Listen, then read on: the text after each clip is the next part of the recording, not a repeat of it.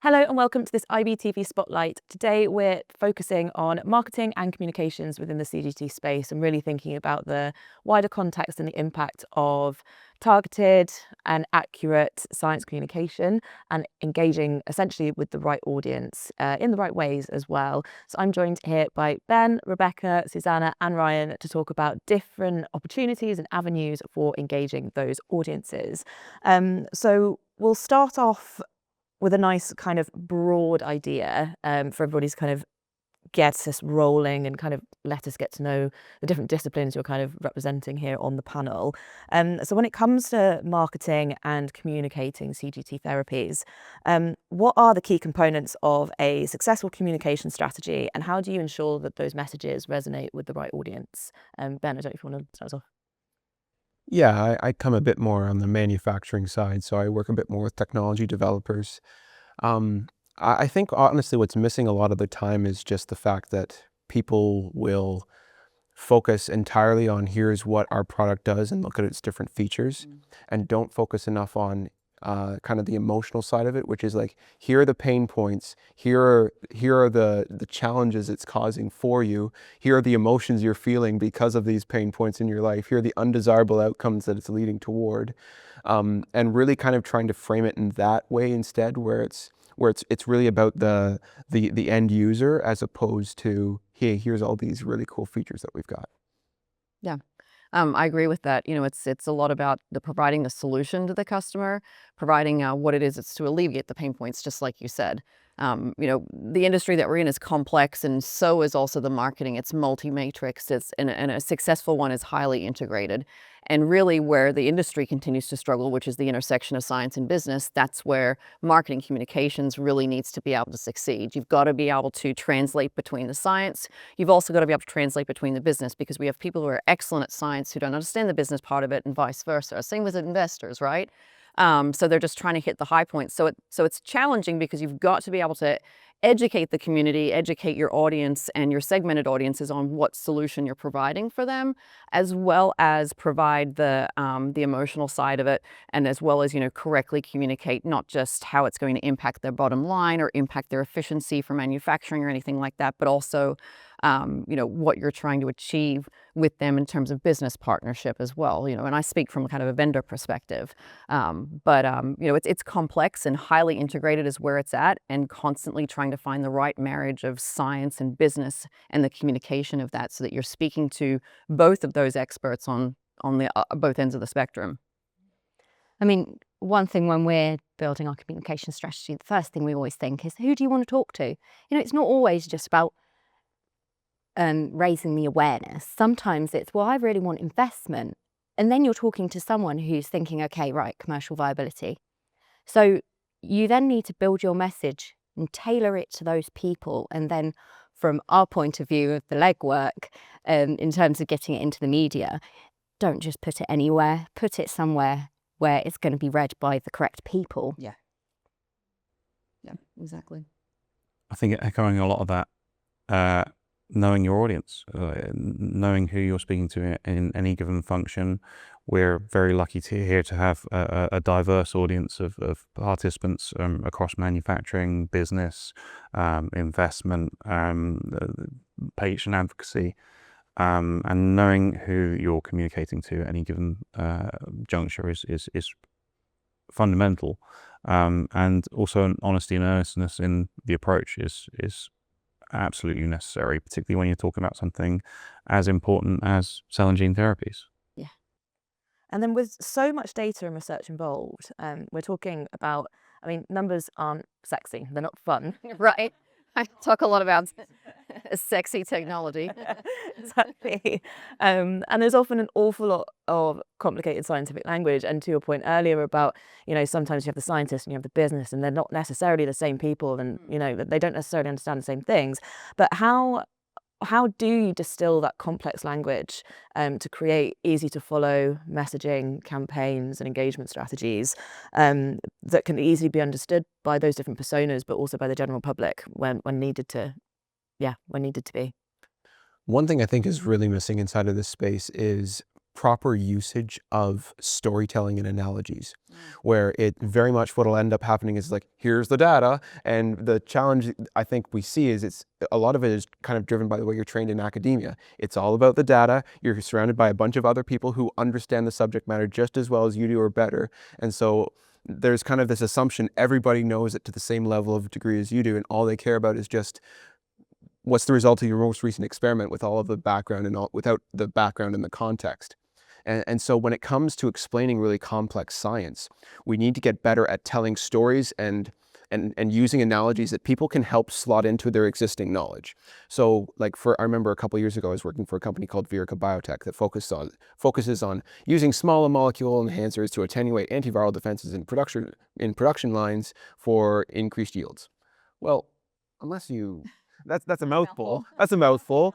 And so like, how can you break down what just happened there? How that's Yeah, meaningful to both exactly. people, right? And so a story that we would tell all the time is, imagine that the cell is a castle, and that your job is to get inside of the cell, is to get inside of the castle, break in, and make a big meal in the kitchen. Yeah. But the problem is there's a boatload of really angry guards inside of that castle who don't want you to do that.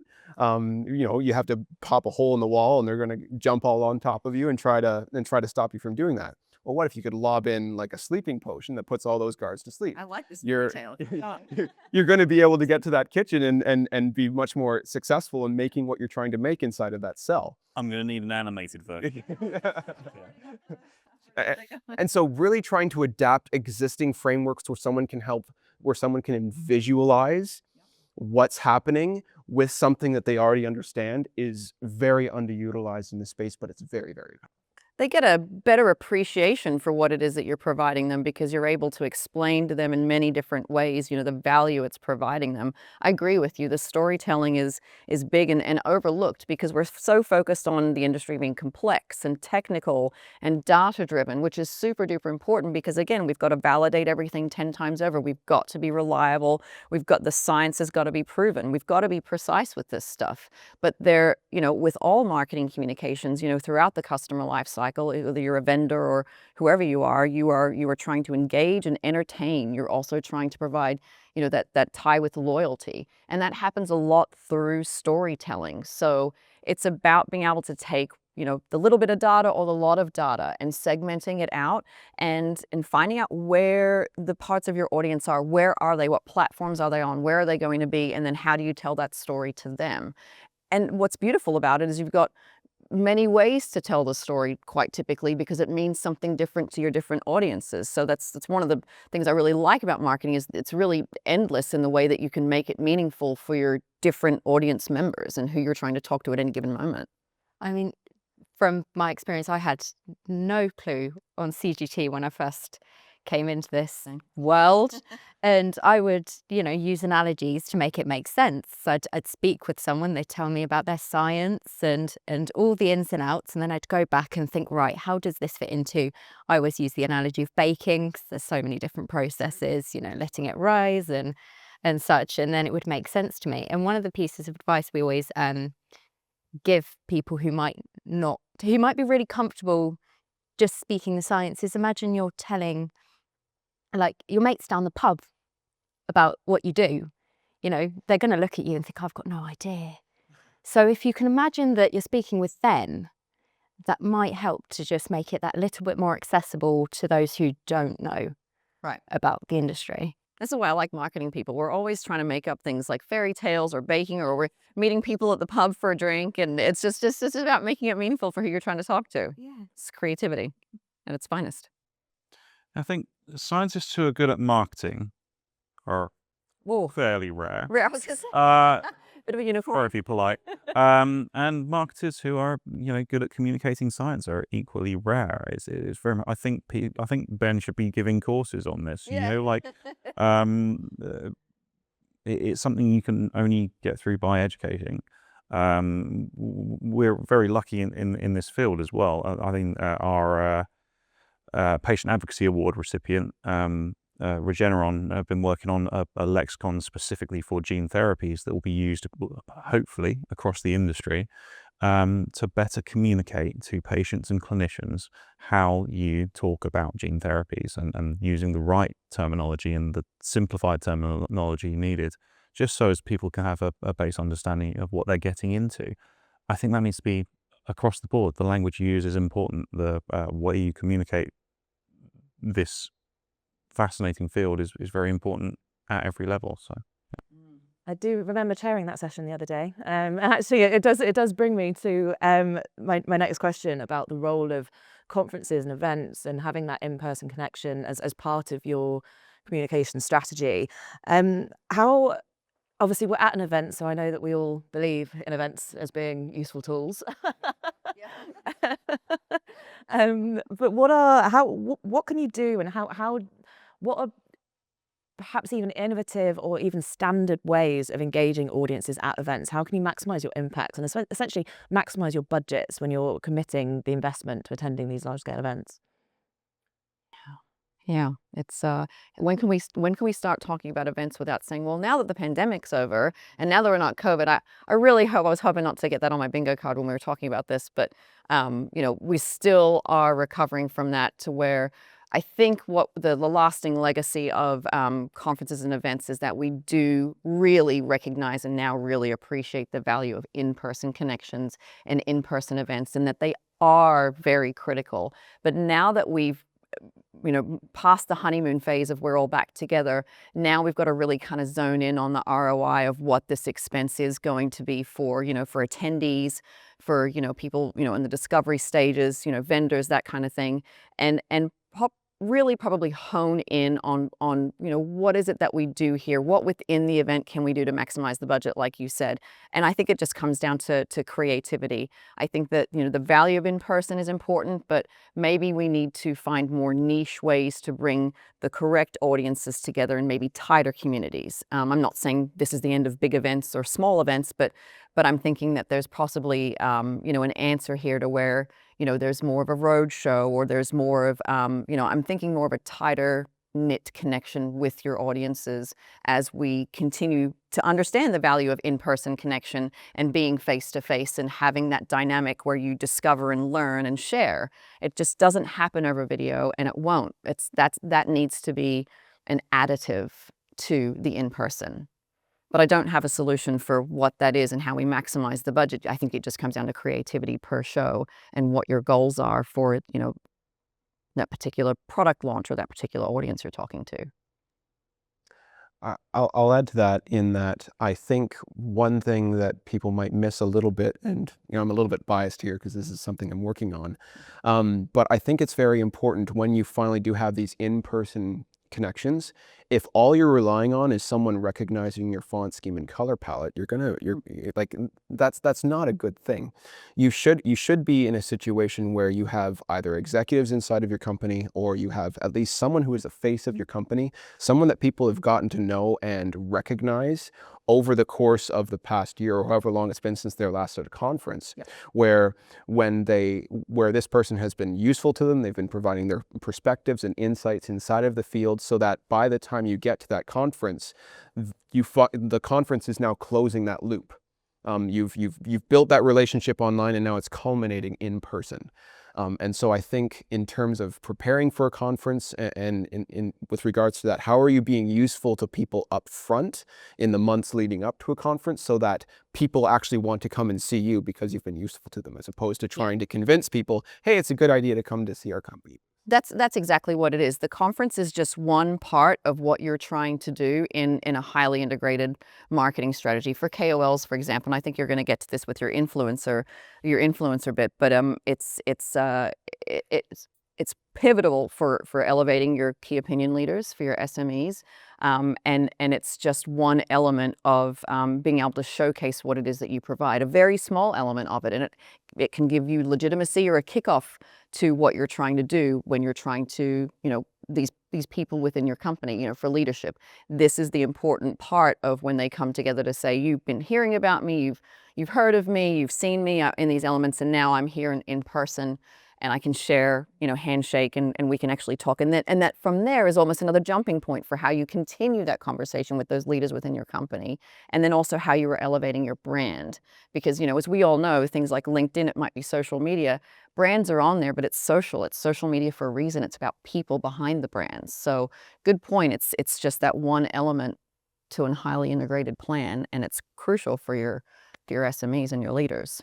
I mean, when I think about the fact that I've not met most of the people we work with in person, everyone's so comfortable with just connecting on Teams. It's so easy.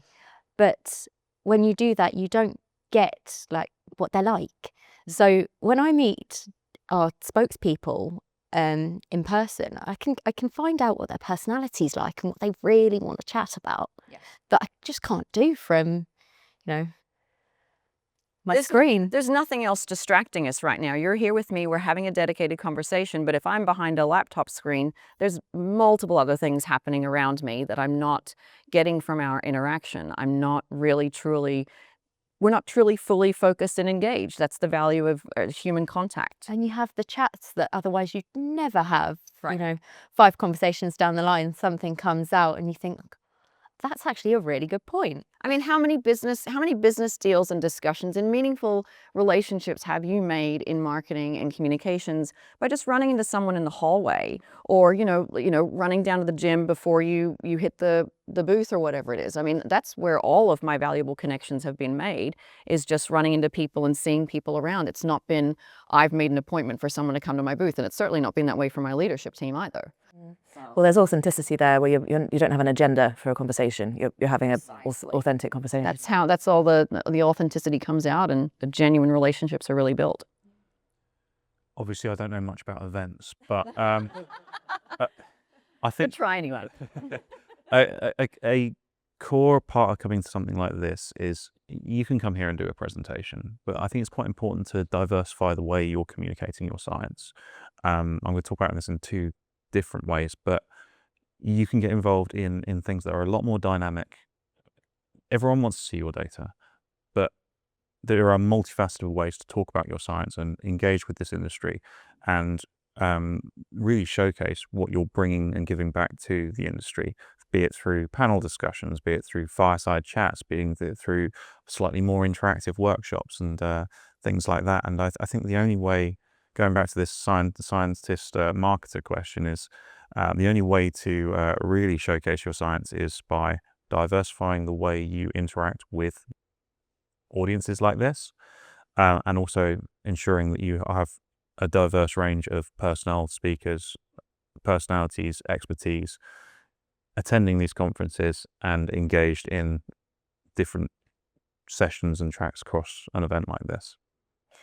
And I mean, everything we're kind of talking about here is not, we've kind of referenced it looking at the context of one event, but realistically, one event like this one will be part of a bigger conferences and event strategy. We look at integrated programs where it's not just your events, it's not just your marketing campaigns, it's not your social, it's not your awareness days. You've also got your PR, your media relations, your coverage. There's an awful lot that comes under this umbrella. But looking at your kind of PR strategies and looking at that long game and looking at those timelines, how does that kind of relationship with the media and that engagement with, I suppose, earned media rather than sponsored, budget requiring, not necessarily that media relations isn't budget requiring, but those paid for and I suppose less authentic opportunities, what is that positioning and what does that kind of timeline look like for a successful earned media campaign? I think, Suzanne, if you want to kind of kick us off here. Unfortunately, it's not a quick one. It can go on for a while. And which is why it's so important that we think about ways that we can reimagine what's being said. You can't just say the same thing over and over again unless you reimagine it and think of it from different angles.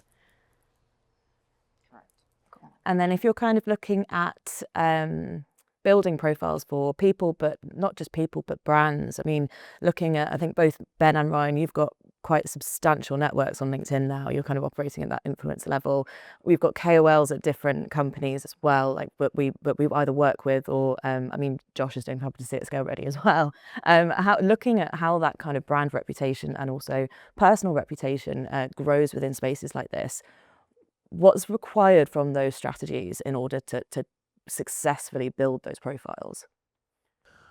When I kind of started on LinkedIn, I really didn't have any idea of how it would blow up, which is awesome. But the one mantra I've had since the beginning, it came from a little video, ironically, I saw on LinkedIn, was about if you want to be known inside of your space and be known, like, you need to provide value. And the goal is you need to provide value, and this is what a lot of companies miss, without pitching. So what that means is most of the time you are giving away with no expectation of anything in return. And you're trying to figure out, it's very much, it's not about me, it's about it's about the people I'm trying to reach. What do they care about? I'm not all that important. It's about what are other people interested in and what do they need? And how can I best provide useful information to them? And so one of the early breakthroughs I had in my own career was, I kept hearing from scientists like, oh, there's so much literature and I can't keep up with it. I was like, oh, well, I have a bit of extra time. I'll go find some papers and read through them and try to provide some takeaways from those papers. And that was one of the early successes I had, was taking papers, summarizing them and posting the PDF with a couple key takeaways. And that way it was really easy for you to read. And just giving it away. I've got nothing. It was good for me because I got to learn about the paper, and hopefully it was useful for other people. And so I think in terms of really building out these strategies, such a key component of it is just being as useful as possible with no expectation of anything in return. And if you do that 90% of the time, you do so much in terms of building goodwill. And then on top of that, every once in a while, you can talk about the particular pain points and challenges that these people are facing and how you might be able to help them. And since you've done the work of building trust and giving things away for free to start, it works so much better. Yeah, you hit the nail on the head with that. You've got to provide value. That's why brands get it wrong on LinkedIn and get it wrong on social media as a whole. And I'm not just talking about CGT. It's so, inwardly focused. Here's my product, here's how much it costs, and here's what we do, and it's not providing value. No one cares. And no one cares. No one wants to hear about it, and no one wants to hear about whatever product launch you've got unless you've got other things around it supporting what happens, how it's impacting them, and why they should care. And that's exactly what you said. Why should they care? And to your point, it's 100%. It takes time. When people are like, "Oh, I didn't get 10,000 followers in a month." You have to continually prove yourself. And because the worst thing that can happen is that someone starts to believe in you, starts to follow you, and then you pull the rug out from underneath. I'm actually trying to sell you something, or become not authentic anymore. You become less genuine, and people hate that from brands and from other people. So you're doing exactly the right thing. Summarizing these articles are being shared all over the place because people are like, I actually really don't have time for that, but that takeaway is exactly what I was looking for. And that's the key to having value with your brand and having value with your SMEs. And it doesn't have to just be your expertise. It's also what you're interested in, because then the real relationships start to happen. It doesn't have to just be about the literature you're reading. Then it might be also about your personal interests as well. And then, then that relationship and those webs get tied stronger and those networks grow more organically, especially if and LinkedIn's the professional network, but we're seeing more of a personal side of that now. And I think that's important to have these real, genuine relationships, because I hear constantly the complaint about LinkedIn is just, how inauthentic it can be because people are just networking to network. But I think it's starting to recognize how it's more important to be personal and professional at the same time. Bringing in that personal message, I think it's also, we have amazing people who have really wonderful things to say, but they want to say it in the black and white way. Think about it creatively. Bring in an analogy. Like last year when you had at Scarretti the "Can we make car teas like we make cars?" I remember that was so, the media went crazy for it. They loved the idea. It was interesting. It was different, and it puts a person on the map when you say, "Yeah, that was this person." Yep. Be creative about it. It's storytelling. Yeah. Yeah, well, I think following on particularly from Ben and Rebecca there, engaging authentically and enthusiastically, whether you're an individual or an organization in this space, is crucial. And the only way you get a following within an audience as discerning and community focused as cell and gene therapy is by being that, is by doing this authentically. It's so patently obvious when you're not doing it authentically. And yeah, and it So- takes time, because that's when it's authentic. Exactly. And it's not just, oh, I did a post. It's constantly thinking about it and being conscious of it and being on there for the right reasons. Because I get that a lot from SMEs just saying nobody liked my post, and I'm like, well, there is a little bit of an algorithm, but also I don't really care what you posted.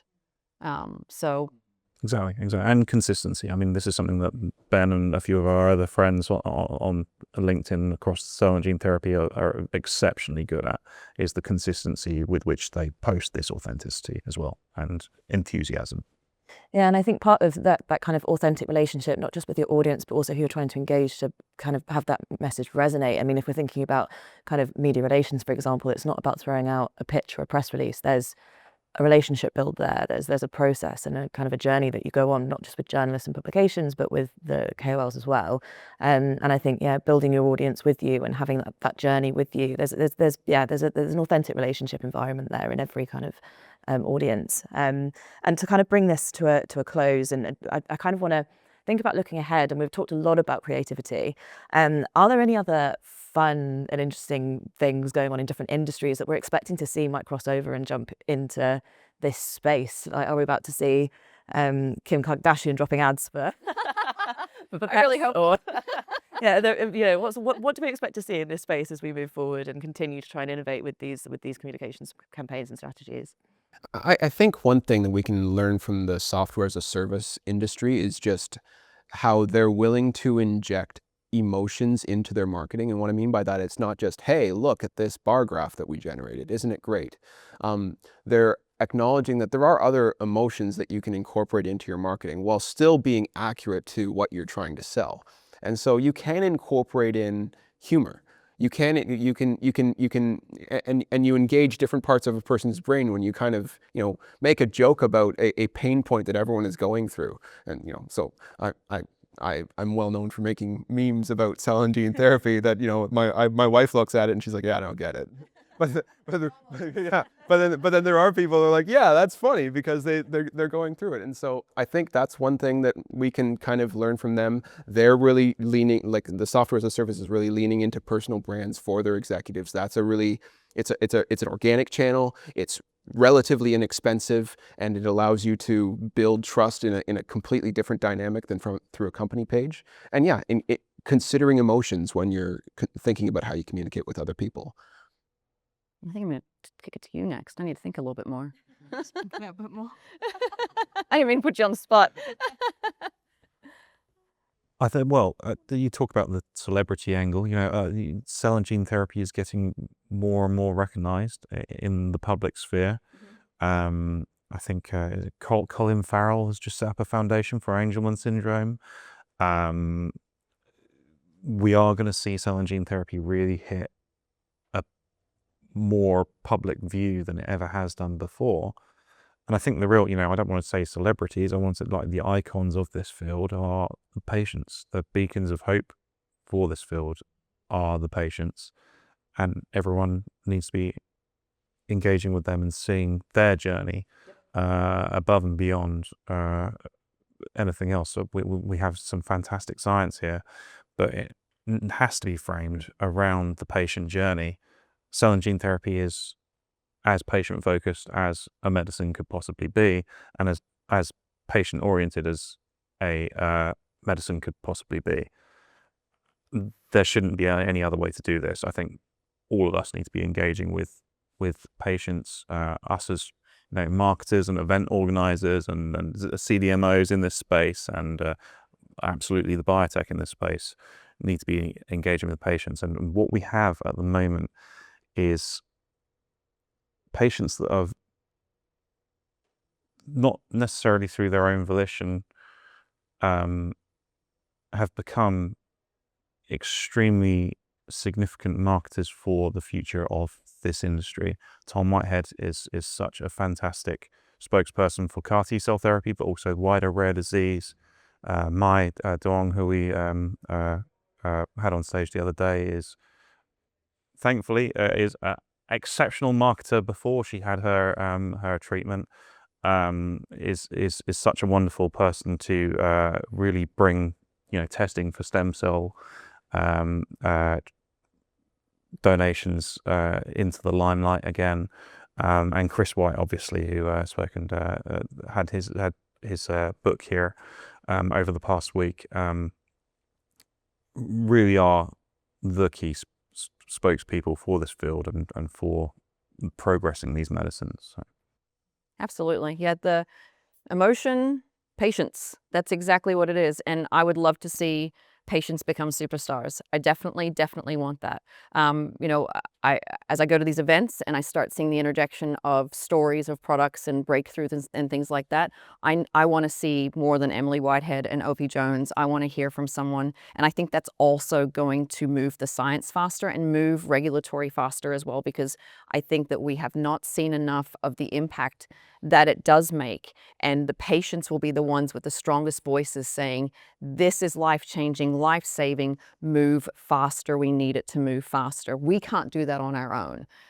We can prove that it should be moved faster, but the patients we need a spotlight on the patients, a stronger spotlight on all the patients, and I want to hear about more of them constantly, because there are many success stories. For every time you hear about some FDA alert or a shutdown or something like that, you're missing out on hundreds of stories of where CGT has been successful. And that holds us back, because we focus on that one story when there's hundreds more behind the scenes of where it's succeeding. So, and I think regulatory can learn from that, as well as the science side and the business side can learn from that. And I think that's what will push us forward. I think when I look forward, I look at what journalists are wanting next. And what they're wanting next is the next part of the conversation. You know, we've had so many conversations about where are the bottlenecks? Should AI be involved? You know, it's even getting to the point where we've done that conversation so many times. They're like, yeah, and. So they want things like bringing in multiple players, like we have these panel discussions, and they want to see what we're all saying about the next step. And sometimes that can be a bit of a challenge for people who don't either want to say what they think is going to be next and be wrong, or are just having those same conversations over again. Yeah. And then one quick fire round. Favorite metric? Meetings booked. Oh my gosh. Do I like meetings booked? No. I definitely like, I'm more of the social focus. I'm definitely more of the engagement pattern. I like to see the long-term engagement flow is what I like to see. And it's not just one hard hit at a month. I like to see over a quarter of a period and see that engagement metric measured over how, you know, emails, meetings, social likes, that kind of thing. And that's an important for me to keep on, that it never dips. I mean, I'd love to say volume of coverage, but you can't just be going for any old publication. What I really like is the readership numbers and the industry breakdowns, who's actually reading. So I can give that to people and say, you know what, I've actually got your publication and that's who's reading it. That's ours. I'm supposed to say satisfaction, customer satisfaction, but yes. But I think really it is any kind of outcome that you get from the content that actually leads to real change in the industry. Well, we've had that over the last few years with Facilitate, where there have been actual impactful things lead out of sessions, working groups, roundtables, be it a white paper or, you know, going towards some kind of guidance. I know that's not really a metric, but yeah. Outcomes. So, yeah. Fabulous. Well, thank you everybody for joining me today. We could talk for hours. I've got so many more questions. We will have to do this again. But thank you for today. And yeah, It was fun. no, thank you.